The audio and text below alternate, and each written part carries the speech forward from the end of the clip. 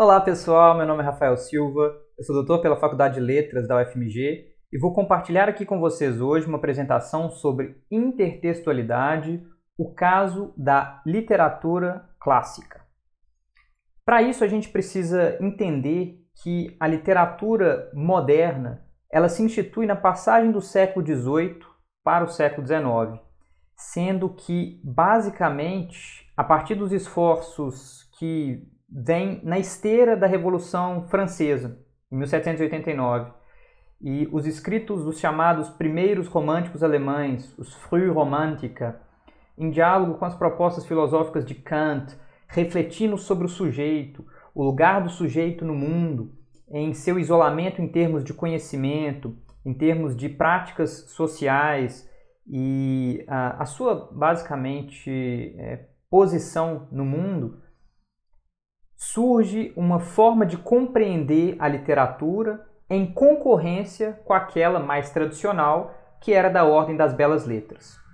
Se a literatura até o final do século XVIII se guiou em larga medida por uma preceptística clássica, que basicamente definia a forma de bem falar, de bem escrever, como uma espécie de contraparte retórica do que significava bem pensar, a partir do final do século XVIII, começam a surgir as demandas por uma literatura que seja capaz de expressar o indivíduo, de dar a ver o sujeito na sua existência individual.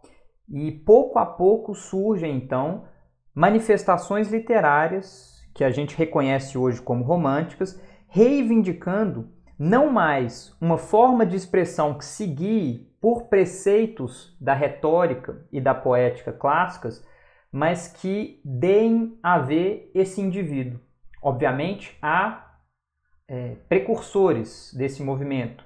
A gente pode apontar Jean-Jacques Rousseau, por exemplo, os apontamentos de Herder, a voga da literatura popular, né, folk, como uma manifestação de uma cultura.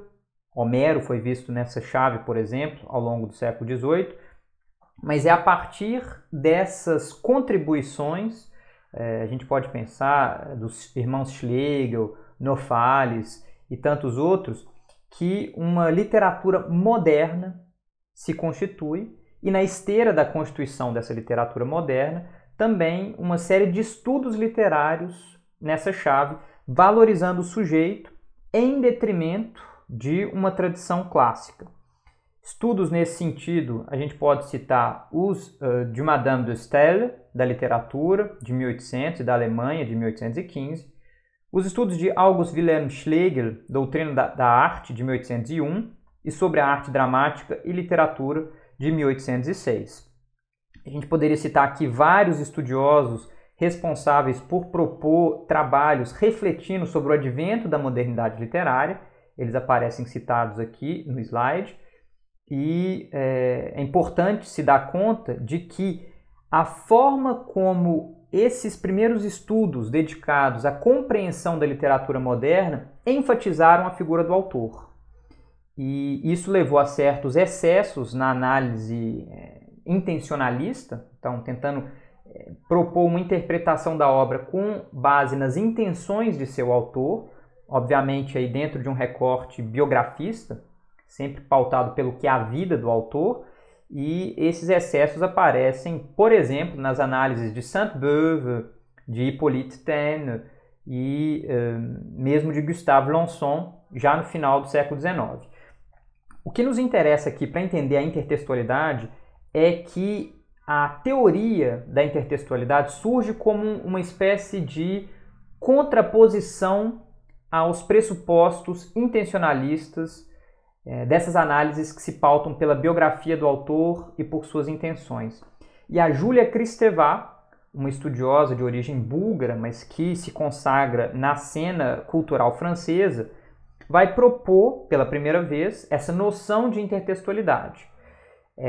Então, é preciso situar a sua obra dentro dessa reação, e ela se coloca em diálogo, por exemplo, com os trabalhos de Roland Barthes e Michel Foucault, que publicaram no finalzinho da década de 60 trabalhos refletindo sobre a ascensão da figura do autor ali no século XIX e sobre a possibilidade de reversão da precedência de que o autor desfruta nas análises literárias. Estão pensando modelos de interpretação textual que não se pautem exclusivamente por dados da biografia e das intenções autorais para proporem as suas compreensões, as suas análises, etc.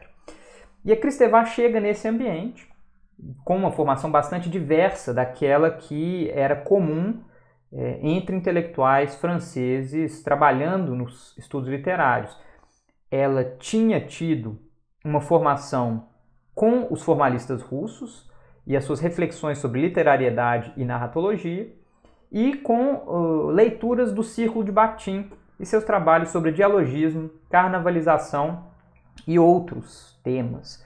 E é preciso lembrar que nesse período histórico havia a cortina de ferro basicamente separando Ocidente de Oriente, se quiserem, bloco capitalista de bloco comunista, e a Kristeva faz um movimento de passagem do Oriente para o Ocidente, trazendo pela primeira vez muitas dessas ideias, num movimento análogo ao do Todorov, por exemplo. E é importante situar, portanto, a obra de Kristeva como uma das responsáveis por trazer Bakhtin para a França e, portanto, disseminar a sua obra também no Ocidente. Antes de a gente entrar no desenvolvimento histórico da teoria da intertextualidade, vou propor aqui uma definição básica desse conceito a partir do livro da Sandra Nitrini sobre literatura comparada, quando ela diz aí: a intertextualidade se insere numa teoria totalizante do texto, englobando suas relações com o sujeito, o inconsciente e a ideologia, numa perspectiva semiótica. Julia Kristeva identifica completamente sujeito e processo de significação. Resolver o problema das relações entre texto e processos semióticos que aí se articulam é explicar como se constitui o sujeito ou sua ausência. Então vejam que a Kristeva, em diálogo com propostas da psicanálise, vai se contrapor à ideia de um sujeito autoconsciente, pleno, presente a si mesmo o tempo inteiro, e se valendo dessa brecha aberta aí na própria noção do sujeito, apontando, portanto, para suas ausências, ela vai trazer a noção de que toda manifestação linguística é fundamentalmente dialógica. Essa é uma noção bakhtiniana, sobre a qual a gente vai falar logo mais, para tentar compreender como o jogo estabelecido entre diferentes textos pressupõe a existência de um sistema textual, ou se quiserem, um sistema intertextual, que pode prescindir da ideia de intenções autorais.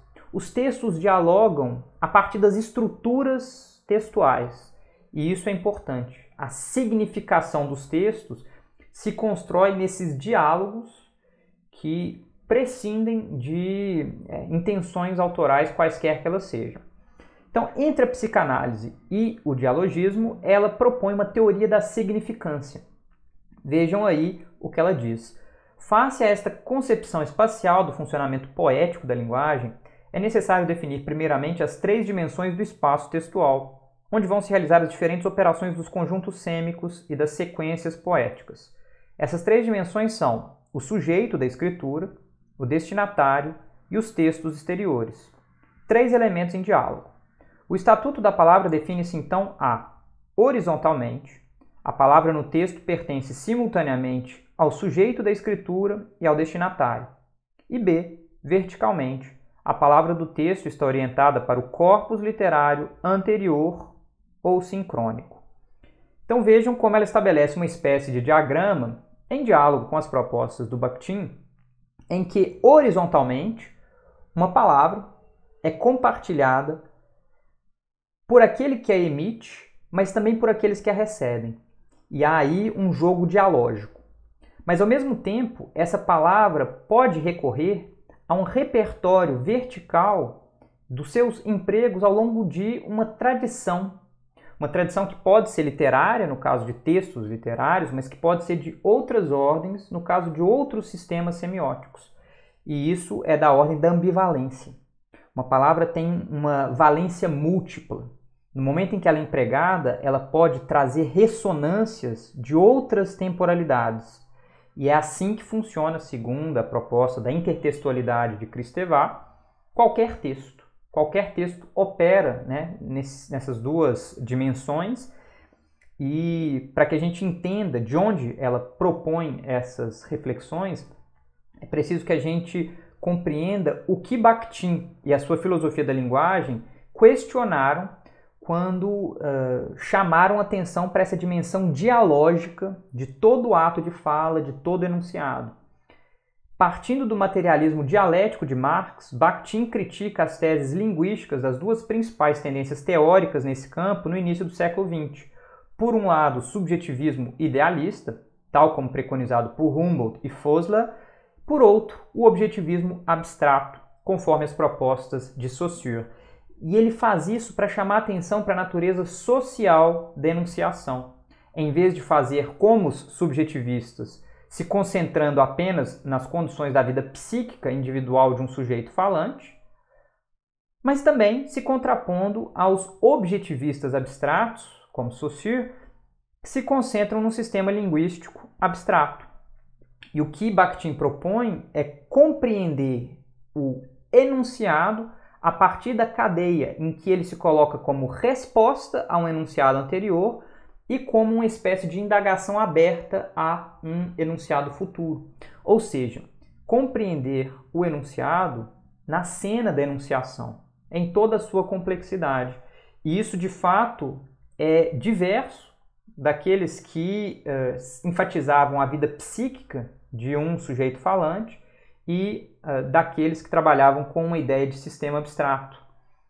E quando o Bakhtin faz isso, ele chama atenção para a natureza dialógica de todo ato de fala. Não existe ato de fala em abstrato. Isso é uma abstração que não faz sentido em termos práticos para que a gente compreenda a linguagem. E vejam como, nesse livro, né, sobre filosofia da linguagem e marxismo, que foi originalmente atribuído ao Voloshinov, que faz parte do círculo de Bakhtin, mas atualmente é considerado um texto de Bakhtin, fica dito isso. A forma linguística sempre se apresenta aos locutores no contexto de enunciações precisas, o que implica sempre um contexto ideológico preciso.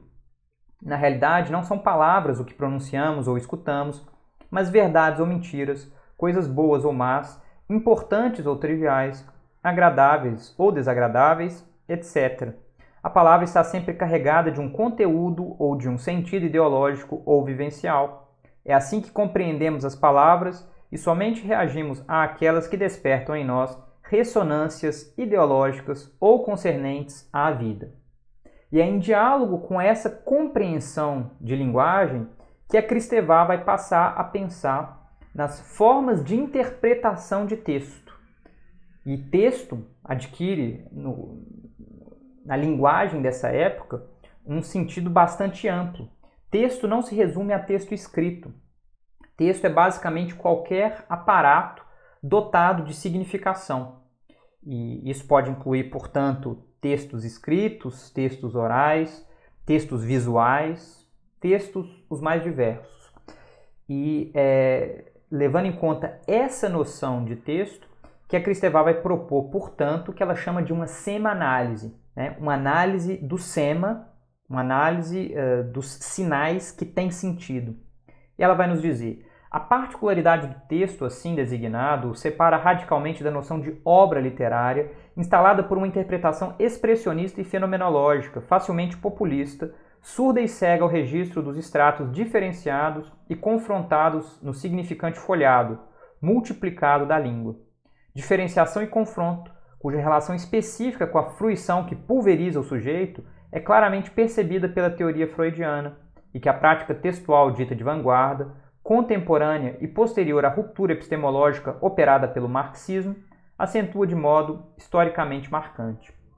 Então vejam que Kristeva está deliberadamente se contrapondo às teorias de análise pautadas em pressupostos intencionalistas.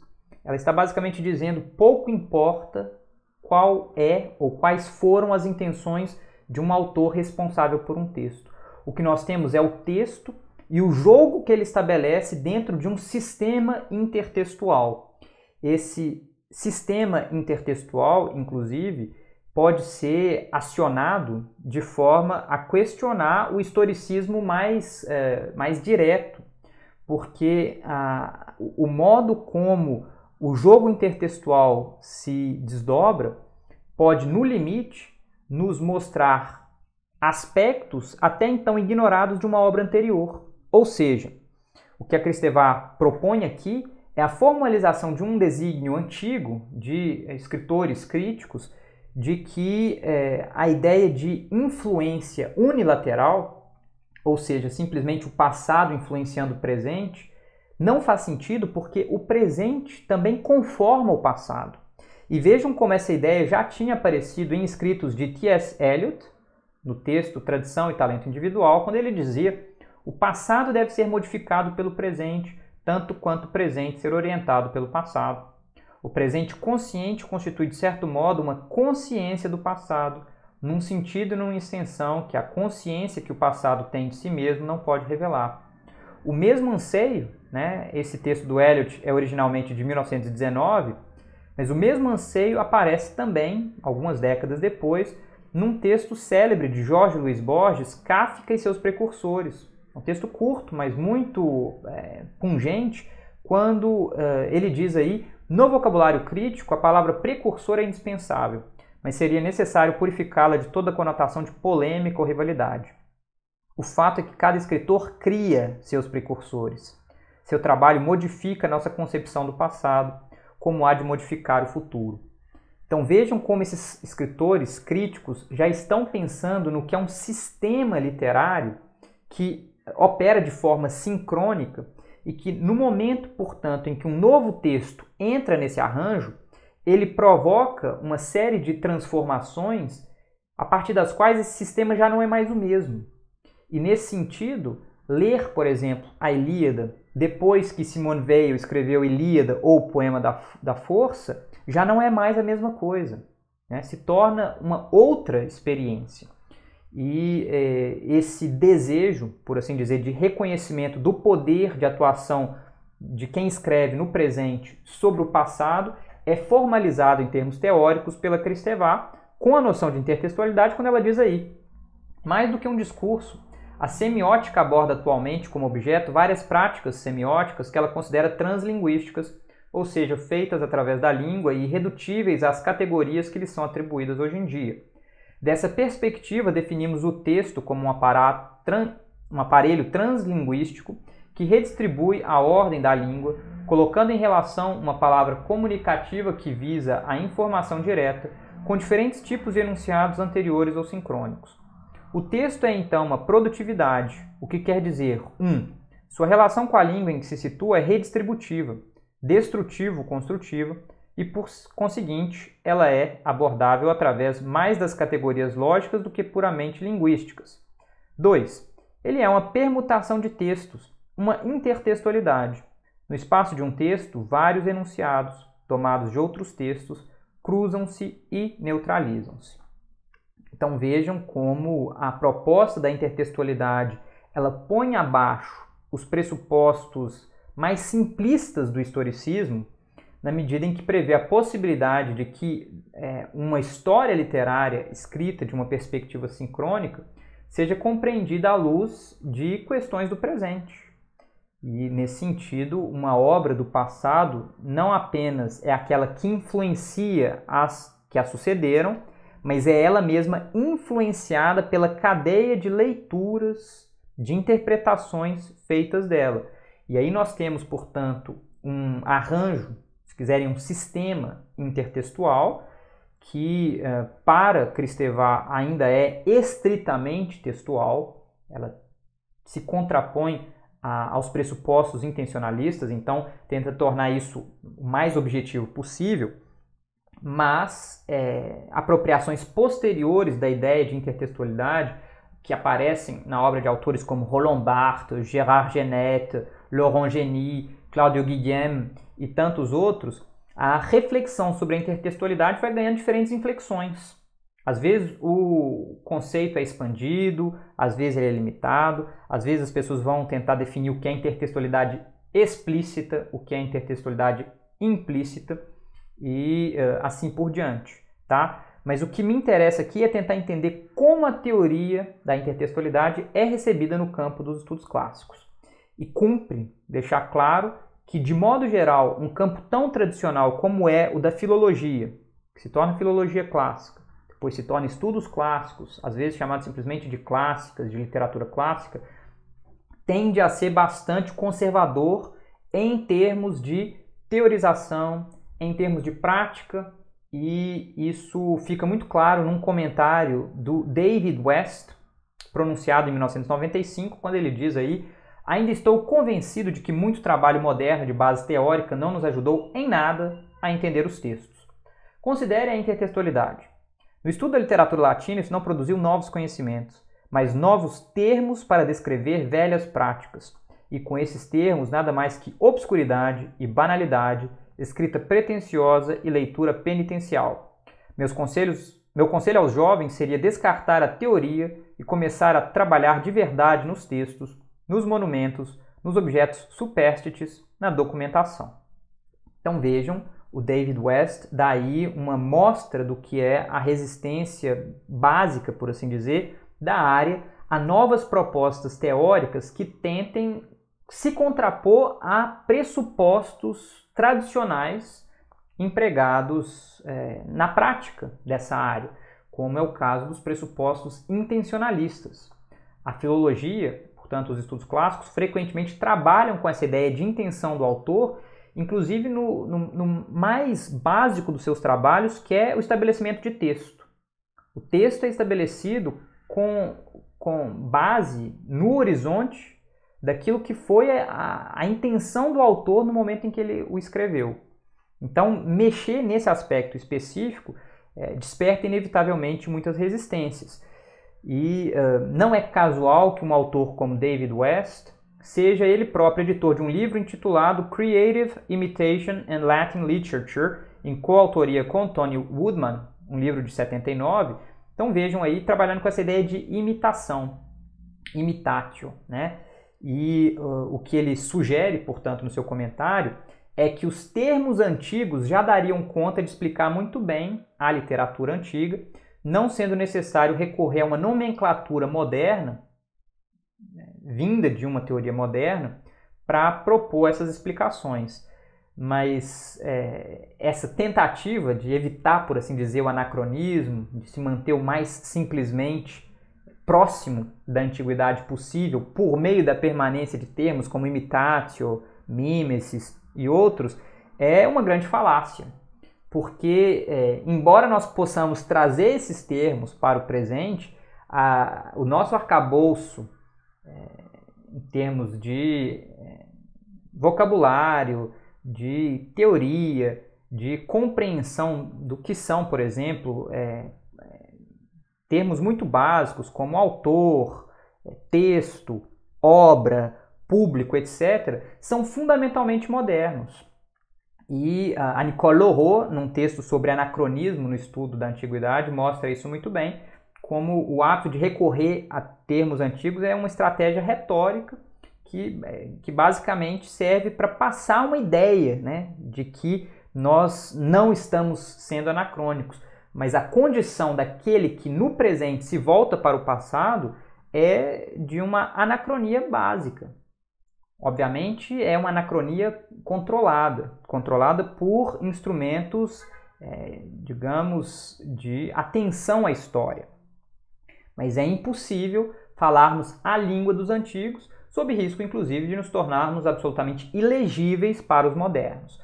Então, se por um lado os antigos tinham sim termos para refletir sobre a presença de obras anteriores no momento em que escreviam novas obras, em gestos frequentemente de reverência à tradição, e esses termos podem incluir imitatio, aemulatio, contaminatio, todas as formas aí de pensar essa relação entre presente e passado.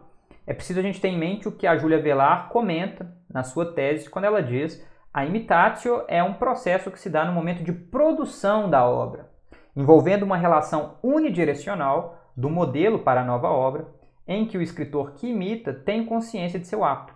O procedimento, inclusive, foi descrito e comentado por escritores latinos. Horácio, em várias de suas epístolas, recomenda o conhecimento dos autores antigos e salienta que o escritor louvável não se limita a uma imitação fiel, mas apropriando-se do que já é conhecido, cria algo próprio, aí na Epístola aos Pisões. De modo semelhante, Quintiliano, nas instituições oratórias, orienta que o bom orador conheça e siga seus predecessores, mas não se restringe a pisar sobre as mesmas pegadas. Então vejam, a imitatio é um conceito antigo para pensar a produção de obras literárias em diálogo com obras anteriores. Quando a gente pensa no que foi o desenvolvimento de um arcabouço teórico para refletir sobre esses textos da antiguidade e o desenvolvimento, portanto, daquilo que foi chamado de hermenêutica, a prática da interpretação de obras antigas, é em diálogo com uma noção como a de imitatio que se desenvolve o esforço crítico de se colocar em diálogo com o autor antigo. Então, atento ainda para a compreensão do que esse autor faz no momento de produção. Então, vejam como a hermenêutica ainda mantém ali essa preocupação com o polo produtor, a gente pode dizer, com pressupostos intencionalistas, com o que um autor desejou fazer no momento em que escreveu sua obra. Vejam como Friedrich August Wolff, na sua apresentação da ciência da antiguidade, define a hermenêutica. A hermenêutica segue imediatamente a gramática da língua grega e latina, sobre a qual se apoia, e embora tenha sido colocada em prática de forma perfeita pelo trabalho de muitos bons intérpretes, não apresenta nada em termos de teoria.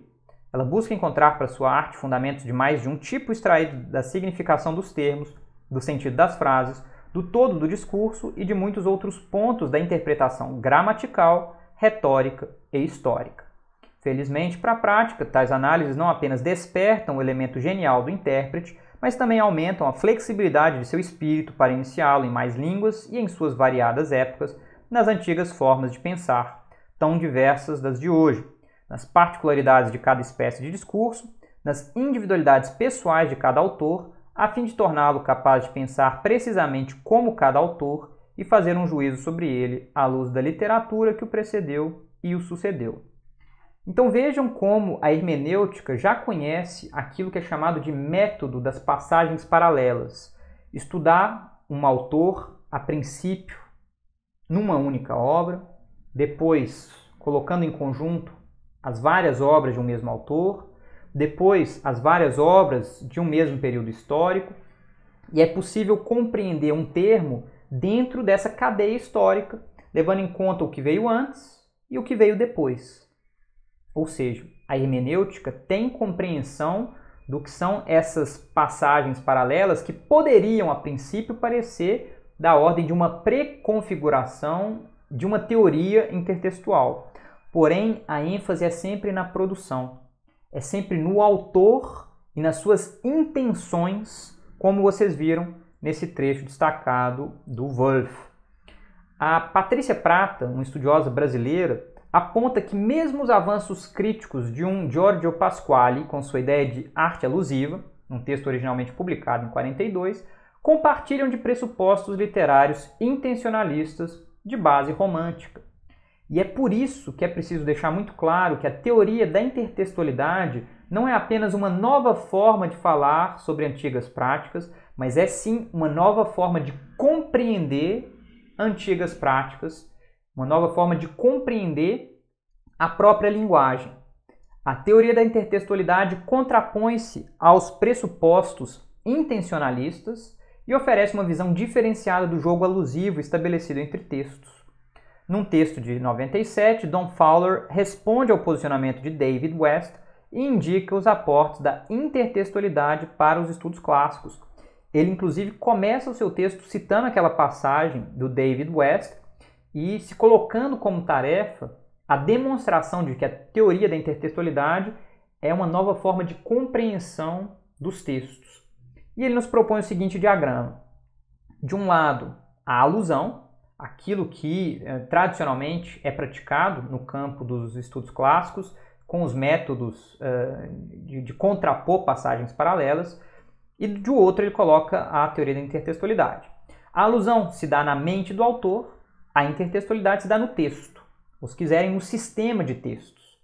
A alusão é privada, diz respeito apenas àquele autor, naquele trecho específico do seu texto, enquanto a intertextualidade é pública, ela é aberta, ela se volta para o sistema de textos.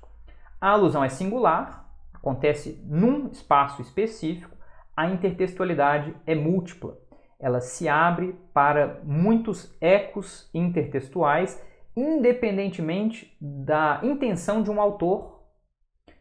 A alusão é vista como uma espécie de acréscimo extra, como se o autor, chegando a um dado momento do seu texto, decidisse acrescentar ali um floreio, uma alusão que trouxesse algo a mais. A intertextualidade é um elemento inescapável de todo ato de linguagem, ou mesmo de qualquer ato dentro de um sistema semiótico. A alusão é vista como uma característica especial da literatura, então uma manifestação de uma forma de linguagem específica, rebuscada, enquanto a intertextualidade é uma característica geral da linguagem e outros sistemas semióticos. A linguagem funciona como um mosaico de citações a outras formas, a outras ocasiões de emprego daqueles termos em jogo intertextual. A alusão se preocupa com a diferença com relação ao modelo, e é isso que é significante. O que há de igual é visto como mera cópia, como uma manifestação servil com relação ao modelo anterior, enquanto na intertextualidade, tanto a diferença quanto a similaridade com relação ao modelo são significantes. E isso é muito interessante porque a gente pode compreender o que o deslocamento de um aspecto a princípio similar, às vezes a mesma formulação, implica nesse deslocamento em diferenças. E finalmente a alusão é vista como um ato extratextual, às vezes de homenagem a um autor anterior, às vezes de crítica, a gente pode pensar aí na prática da paródia, etc., enquanto a intertextualidade é vista como um ato intratextual que, portanto, gera sentido, produz sentido. Esse quadro é muito interessante porque ele sintetiza, de forma bastante evidente, as diferenças entre quem trabalha na lógica da alusão, pensando, portanto, aí em um autor que deliberadamente alude a um anterior, que tem um projeto específico, daquilo que é praticado por quem trabalha com a noção de intertextualidade, um sistema de textos que ecoam, se respondem, se anulam em tensões internas a esse sistema. E é de fato bastante diferente. A significância surge na teoria da intertextualidade como uma construção no âmbito de um sistema. Como sugerem as obras de Gian Biagio Conte e Alessandro Barchiesi com a poesia latina, o leitor aciona o diálogo entre as duas obras e constrói os sentidos abertos em sua relação intertextual. Diz aí o Barchiesi. Ambas as interpretações seguem perenemente sub judice e se influenciam reciprocamente. O novo texto relê seu modelo. O modelo, por sua vez, influencia a leitura do novo texto. Se ele bem reconhecido, com frequência tem força suficiente para fazer isso. Então vejam como, para o Barchiesi, um texto posterior tem a capacidade de influenciar a nossa leitura de um texto anterior. Isso se contrapõe aos pressupostos historicistas mais básicos de uma unidirecionalidade no que é a influência literária. E essa é uma aquisição, sem dúvida, da intertextualidade, da possibilidade instaurada por essa forma de leitura. E vejam como isso é interessante num exemplo bastante complexo extraído aí do Apiano com as suas guerras púnicas. Quando, tratando do final das guerras púnicas, ele cita Políbio e a forma como Políbio decidiu terminar o seu próprio relato sobre esse evento histórico. Vejam o que o Apiano nos conta. Cipião, olhando a cidade, que tinha florescido por 700 anos desde sua fundação, enquanto detinha o poder sobre tantas terras, ilhas e mares, provida de armas, naus, elefantes e riquezas em quantidades semelhantes às das maiores potências, mas se destacando de muito em ousadia e coragem, já que mesmo inteiramente desguarnecida de naus e armas, resistiu por 3 anos de fome e guerra contínua, e que então de súbito tinha sido arruinada numa destruição total, dizem que chorou e lamentou publicamente pelos inimigos. Depois de ficar ensimesmado em muitos pensamentos e analisar que todas as cidades, povos e governos inevitavelmente chegam ao fim, assim como as pessoas, e que isso sofreu Troia, uma cidade outrora afortunada, assim como sofreu também o governo dos assírios, dos medos e dos persas, mesmo detendo poder maior do que os demais, e que foi assim com o esplendoroso governo dos macedônios, ele então, involuntariamente ou por querer, pronunciou os seguintes versos: Virá o dia em que a sagrada Troia será destruída, assim como Príamo e o povo de Príamo bom de lança. Quando Políbio perguntou-lhe com franqueza, pois tinha sido seu mentor, o que significariam aquelas palavras, ele respondeu que não hesitava em nomear assim com clareza a própria pátria, por cujo destino temia, em vista das coisas humanas. E tudo isso, depois de escutar, Políbio anotou em seu escrito. Então vejam como no princípio da consagração de Troia, Apiano, mas antes dele, Políbio, inscrevem o fantasma da ruína. E essa inscrição se dá por meio de uma citação direta à Ilíada. Mas essa relação intertextual ela é muito mais complexa do que simplesmente isso, quando a gente pensa que, para uma tradição mitológica, refugiados, sobreviventes de Troia, liderados por Enéas, são conduzidos até a Península Itálica, onde fundam aquela que no futuro há de se tornar Roma, que há de se tornar o Império Romano. Então, nesse jogo, é como se Apiano, se voltando para a Ilíada, mas tendo dentre o repertório de autores que trataram desse mesmo tema, Virgílio, Tito Livio, o próprio Políbio e tantos outros, propusesse uma nova leitura da Ilíada. A Ilíada, vista como ruína de Troia, se insere como promessa da Roma vindoura. E o fim de Cartago promete, na narrativa de Apiano, algo como o fim de Troia e a promessa de algo por vir. É óbvio que essa dimensão eminentemente negativa prevalece nesse momento da narrativa, mas Cipião dá sequência às suas ações e pode haver, evidentemente, ali uma alusão ao comportamento dos gregos na sequência da vitória sobre Troia. Então, é bastante complexa essa referência aqui, e uma análise intertextual profunda precisa levar em conta esses jogos estabelecidos dentro de uma tradição de texto.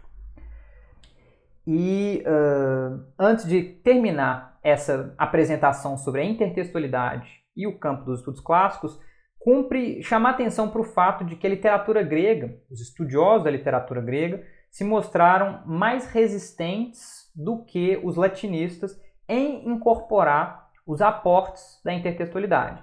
Vejam como Fowler termina o seu texto. Ele diz: a centralidade de noções de performance oral nos estudos gregos, junto com a quantidade ainda maior de material perdido, frequentemente fez com que os críticos se mostrassem contrários a propor algo comparável ao trabalho crítico detalhado visto em estudos latinos, com base nas ideias de que os textos supérstites não formam um sistema literário, como, por exemplo, a épica latina. E audiências recebendo os textos em performance não poderiam apreender sutis referências intertextuais para as quais o estudo do texto escrito seria necessário. Não se teria intertextualidade porque não existiriam textos de fato. E o Fowler tem razão nesse panorama que ele desenha, nesse quadro que ele desenha, de uma certa resistência por parte de helenistas das propostas da intertextualidade com base no que é a ideia de uma literatura eminentemente oral, do período arcaico e até boa parte do período clássico, em que a apreensão, a recepção desse material não seria propriamente literária, propriamente por escrito, e, portanto, os jogos intertextuais seriam muito mitigados, não faria tanto sentido pensar assim um sistema intertextual. Mas vejam que alguns autores se aventuraram sim nessa proposta, como é o caso do Pietro Pucci, com seu livro Odysseus Polytropos, Intertextual Readings in the Iliad and the Odyssey. E vejam como Pietro Pucci define a ideia de intertextualidade aplicada a uma literatura oral, como é o caso da poesia homérica, que ele vai trabalhar especificamente nesse livro. Ele diz: a dicção formular de Homero força-nos a considerar seriamente a questão da intertextualidade ou alusão. Por causa da natureza repetitiva da dicção de Homero, a alusão é inevitável e, portanto, sua significância também o é. Como Milman Parry observou, mesmo a fórmula mais mecanicamente repetida, ou como ele dizia, epíteto genérico, porta uma conotação especial. Qualquer fórmula pertence à linguagem épica e também às suas reivindicações especiais de ser inspirada e verdadeira. Trata-se, portanto, de um fragmento do extraordinário poder da linguagem épica de descrever, interpretar e organizar o mundo numa construção metafísica de enorme racionalidade e coerência. Qualquer fórmula repete interminavelmente, em diferentes contextos, as mesmas reivindicações de verdade, coerência e identidade. Ainda assim, por causa dos contextos diferentes, nenhuma fórmula, mesmo a mais mecânica e indiferente ao próprio contexto, sempre significa a mesma coisa. Um jogo incessante de identidade e diferença anima a dicção épica com aspectos conotativos de grande significância literária. Então vejam como ele explora a ideia da intertextualidade numa tradição oral por meio das repetições, dos ecos, daquilo que estudiosos posteriores vão chamar de ressonâncias características de uma tradição oral. E para exemplificar o que o Pucci propõe, de compreender a complexidade, a profundidade do nível de alusão a que é possível se chegar dentro de uma tradição oral, eu cito aqui uma das fórmulas talvez mais básicas empregadas por Homero para marcar a passagem mecânica do tempo, que é quando surgiu a nasce cedo, de Rosa e a Aurora, num trecho específico da sua narrativa, logo depois que Odisseu e alguns de seus companheiros conseguem escapar da caverna do Ciclope Polifemo, tendo perdido muitos companheiros, e vejam como essa fórmula e outras que aparecem nesse trecho adquirem uma coloração funesta, uma coloração algo sanguínea e, além de transmitir a urgência da ação, conseguem colorir, por assim dizer, os eventos narrados. Odisseu diz aí, Odisseia, canto 9, verso 560. Quando surgiu a nasce cedo, de Rosa e Aurora, eu mesmo ordenei aos companheiros, incitando-os, que embarcassem e liberassem os cabos. Logo embarcaram, sentaram-se nos bancos e, alinhados, batiam o mar cinzento com remos. De lá navegamos adiante, afligidos no coração, voltando da morte, após perder caros companheiros. Então, o lugar onde essas fórmulas do mar cinzento, da nasce cedo, de Rosa e Aurora, aparecem, dita a coloração que elas assumem. E é muito interessante, portanto, notar como esse jogo, aí no caso intratextual, se constrói. Mas vejam como, nesse texto do Pietro Pucci, se contrapondo de certa forma, ou partindo da lei de Monroe, uma lei que define que não há nenhuma alusão direta da Ilíada à Odisseia, nem qualquer alusão direta da Odisseia à Ilíada, o Pietro Pucci vai propor a sua visão da intertextualidade homérica. Segundo ele, há uma intertextualidade silenciosa entre os poemas homéricos, e isso pode ser ilustrado com a passagem em que Atena, sob disfarce de mentor, incentiva a fúria de Odisseu, no canto 22 da Odisseia, dizendo o seguinte: já não tens, ó Odisseu, a força inabalável nem a coragem de quando, pela nobre Helena de alvos braços, combateste, por 9 anos, contra os troianos, sempre sem cessar, e mataste muitos homens em terrível enfrentamento. O Pucci vai dizer, isso simplesmente não encontra respaldo na Ilíada. Então, das duas, uma. Ou a Odisseia lê muito mal a Ilíada, ou ela está apresentando uma versão alternativa à da Ilíada. Uma versão em que Odisseu era sim um combatente honrado, um combatente digno que lutava incansavelmente junto de outros guerreiros como Aquiles, Ájax e os melhores dentre os aqueus. Isso é muito interessante, mas é da ordem de uma intertextualidade quase silenciosa. Ela aponta para a Ilíada, se contrapondo à versão empregada ali. E o Pietro Pucci, nesse livro, vai propor, então, uma série de interpretações nessa chave, de fato, muito instigantes. É importante notarmos que, desde a década de 90, a intertextualidade tem entrado enquanto uma teoria de leitura também na literatura grega, e isso tem servido, inclusive, para basear determinadas críticas a pressupostos homerocêntricos das leituras tradicionais. Porque a intertextualidade complexifica a leitura de passagens paralelas e a unidirecionalidade com que costumam ser entendidas, principalmente no âmbito de uma cultura da canção em que questões de precedência tinham pouca importância. Não há algo como data de publicação, né? A ideia de que esse veio antes e influenciou aquele. Não. Há um jogo de ecos e ressonâncias entre diferentes tradições. E com base nisso a gente pode colocar a pergunta: por que toda semelhança entre um verso homérico e outra passagem qualquer precisa ser entendida como uma alusão a Homero? Não é possível imaginar que ambas as passagens remontem a um repertório compartilhado por tradições diferentes? Ou que tenham chegado a imagens semelhantes por caminhos diversos? E exemplos desse tipo de proposta crítica incluem o livro do Gregory Nagy, de 1990, Homer's Pindar, o livro do Jonathan Burgess, de 2001, The Tradition of the Trojan War in Homer and the Epic Cycle, o da Elizabeth Irving, de 2005, Solon and Early Greek Poetry, e o do Hugo Koning, de 2010, Hesiod, The Other Poet. A gente pode mostrar o tipo de ganho epistemológico que a intertextualidade traz para o estudo da literatura grega, se baseando no que propõe o Burgess, num determinado ponto do seu livro, mostrando a possibilidade de revisar o modo como a história da literatura grega foi escrita, e para isso partir de uma perspectiva intertextual. Vejam esse poema de Mimnermo, que diz o seguinte: nós, tal como as folhas faz brotar a multiflorida estação da primavera, quando rápido crescem sob o brilho do sol, semelhantes a elas, por curto tempo com as flores da juventude regozijamos, pelos deuses não sabendo nem o mal nem o bem. Mas as queres junto estão postas, negras, uma trazendo o termo da velhice penosa, a outra a da morte. E dura bem pouco da juventude o fruto, tanto quanto sobre a terra espalha-se o sol. Eu imagino que vocês já tenham pensado qual é o eco que essa imagem das folhas, como um modo de refletir sobre a efemeridade da vida humana, pode estar ecoando aqui.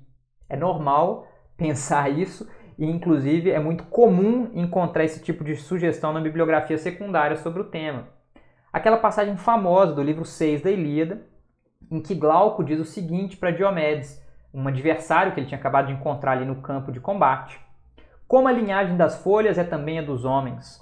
As folhas, o vento, umas derrama no chão, mas o bosque outras florescendo faz brotar. Quando sobrevém a estação da primavera, assim a linhagem dos homens. Uma nasce, enquanto a outra finda. Foi muito comum sugerir que Mimnermo estava se apropriando de uma imagem homérica para propor aqueles versos que são dísticos elegíacos a serem cantados no banquete. Mas vejam, isso só aparece uma evidência porque a gente tem a ideia de que Homero influenciou basicamente tudo o que aparece na literatura grega. Quando a gente trabalha com uma lógica intertextual, a gente pode se dar conta de que, ao contrário do que sugere esse método tradicional de leitura das passagens paralelas na literatura grega, em suas tendências homerocêntricas, a associação entre a efemeridade das folhas e a natureza humana é muito mais convencional do que a ênfase nessa célebre passagem homérica sugeriria, aparecendo em muitos outros trechos do corpus de canções do período arcaico, não apenas na Ilíada, em muitos trechos, mas também na Odisseia, nos Trabalhos e Dias e no hino homérico a Deméter. Além disso, há paralelos dessa imagem na literatura oriental antiga, como no Eclesiastes, quando é dito: toda carne envelhece como a roupa e como a folha que dá fruto na árvore verde. Umas nascem e outras caem. Assim é a geração da carne e do sangue. uma termina, a outra nasce. Então vejam como essa imagem ela é muito mais tradicional, própria de uma zona de convergência cultural em torno ao Mediterrâneo, fazendo parte de um repertório de literatura sapiencial. Evidentemente, Homero começou, dado o prestígio que passa a ser conferido à sua figura no período clássico, no período helenístico, a ser relacionado a essa imagem. Então, pouco a pouco, ela se consagra como uma imagem homérica e a gente pode, inclusive, citar Simônides como um testemunho que aponta já para isso. Vejam o que ele diz lá no fragmento 19 West. Uma coisa foi a mais bela que o homem de Quios disse. Como a linhagem das folhas é também a dos homens. Poucos dos mortais que recebem isso com as orelhas colocam-no em seus peitos, pois a esperança se apresenta a cada um dos homens, ela que brota no regaço dos mais jovens. Então aqui, Simônides estabelece um jogo intertextual de forma bastante explícita com a passagem da Ilíada e traz uma espécie de interpretação geral da Ilíada, uma interpretação pessimista sobre o fim, a efemeridade da vida humana, a efemeridade da vida de jovens, e desloca essa noção para o ambiente do contexto, do banquete, em que esses versos elegíacos provavelmente eram cantados, e propõe algo ali que seria da ordem de uma admoestação à juventude. E essa proposta de jogo intertextual na poesia de Simônides pode, inclusive, nos levar a compreender alguns dos aspectos que estão em jogo ali na Ilíada, no canto 6, quando Diomedes e Glauco tratam, né, e eventualmente se reconhecem como xenoi um do outro, né, como dentro de uma relação de xenia, de hospitalidade. Então pode haver, inclusive, uma sugestão de certas relações em que Simônides nos mostra aspectos em jogo da poesia homérica. Mas o que nos interessa é que ali já há, de fato, um reconhecimento explícito, por assim dizer, dessa imagem como homérica. Mas isso nem sempre é o caso. Vejam como, na história da intertextualidade estabelecida a partir dessa imagem das folhas, uma última reviravolta digna de nota, entre muitas outras possíveis, é a que ocorre quando Clemente de Alexandria cita os seguintes versos, atribuindo-os ao antiquíssimo poeta Museu. Assim como faz brotar folhas a terra doadora de grãos, e algumas fenecem nos freixos, enquanto outras brotam, assim também gira dos humanos a linhagem e a raça. O que há de mais interessante nessa atribuição desses versos por parte de Clemente de Alexandria a Museu é que Museu é um poeta de estatuto bastante questionável, né, de existência histórica bastante questionável, que teria inclusive precedido Homero. E quando Clemente atribui essa imagem das folhas, nesses 3 versos, a Museu, na sequência ele diz, e Homero os copiou. E Homero copiou essa imagem. E aí ele faz referência direta ali ao canto 6 da Ilíada.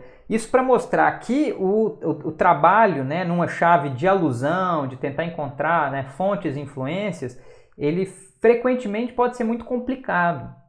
E se o Clemente tivesse trabalhado numa chave de intertextualidade, ele poderia ter compreendido os jogos e deslocamentos estabelecidos ali por uma tradição que atribui a Museu aqueles versos e que atribui, por outro lado, os versos lá do canto 6 da Ilíada a Homero. Bem, isso é apontado pelo Burgess, né, no livro citado dele, e me pareceu muito instigante para que a gente reflita sobre os ganhos epistemológicos de uma abordagem intertextual. E eu termino a minha apresentação dizendo que a intertextualidade tem muito a oferecer ainda para o campo dos estudos literários, enquanto novas formas teóricas de conceber o jogo intertextual. A gente ainda tem muito a aprender, muito a desenvolver, e também no que é a prática crítica, a partir desse arcabouço teórico, partindo sempre da dimensão dialógica da linguagem e outros sistemas semióticos, na esteira de Bakhtin e Kristeva, podendo explorar as possibilidades de criação de novos sentidos a partir da aventura da interpretação. E é com esse tom que eu gostaria de encerrar a apresentação, apresentando aí rapidamente a bibliografia. A gente tem a primeira página da bibliografia, Na sequência, o texto do Fowler ali, é muito importante para essa apresentação. A Sandra Nitrini aparece lá ao fim. E a última parte, né, da bibliografia empregada aqui, o Pietro Pucci, a Patrícia Prata, o meu próprio texto, né, os meus textos ali sobre essa questão estão indicados, o Wolf lá no finalzinho. E é basicamente isso. Eu agradeço pela atenção, um forte abraço e até a próxima. Tchau, tchau!